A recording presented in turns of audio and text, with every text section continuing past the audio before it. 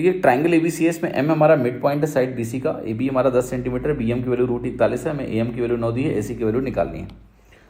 तो जरा डायग्राम बनाते हैं और फिर एक थियरम का इस्तेमाल करोगे और आपका उत्तर आ जाएगा। ठीक, तो बेसिकली जो सवाल है वो सवाल है हमारा कुछ इस प्रकार से। यहाँ पर ए है, ये बी है, इसको हम सी बोलेंगे। एम हमारा मिड पॉइंट हो गया, ए एम की वैल्यू 9 दी है, यहाँ पर 9 दिया हुआ है, ए बी की वैल्यू 10 है, बी एम हमें √41 दिया हुआ है, चूँकि ये एम मिड पॉइंट है तो एम सी भी √41 ही होगा।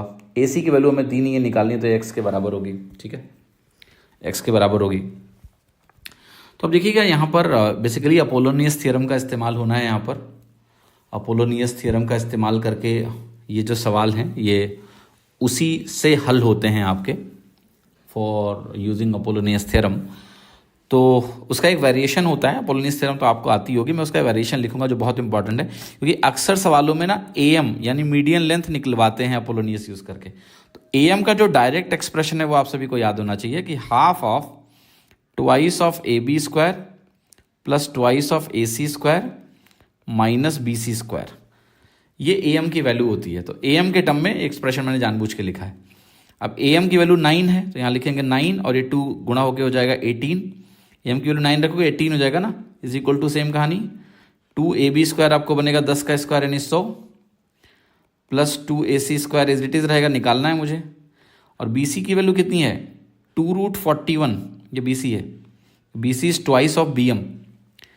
अब स्क्वायर करोगे तो आपको मिलेगा 324 इज इक्वल टू, यहाँ पर आपकी वैल्यू है 200, ये 200 हो जाएगी, plus 2 A C square minus 164, 4 × 41 बनेगा ये। अब इसको मुझे सॉल्व कर लेना है और इसको सॉल्व करने के बाद जो हमारा उत्तर है वो आ जाएगा। तो आप चाहें तो 2 से पहले डिवाइड कर लें, 2 से अगर आप डिवाइड करेंगे तो ये बन जाएगा 100, ये वैल्यू बन जाएगी आपकी 162। ठीक है, ये वैल्यू बन जाएगी 82। तो ए सी स्क्वायर की जो वैल्यू कंप्यूट होके आ रही है ये 100 माइनस या 18 बनेगा, 162 में 18 घटेगा 144 मिलेगा। ए सी की वैल्यू आपकी आ गई 12 यानी 12। तो ए सी हमें यहाँ पर 12 मिल गया, 12, तो 12 उत्तर यहाँ पर सही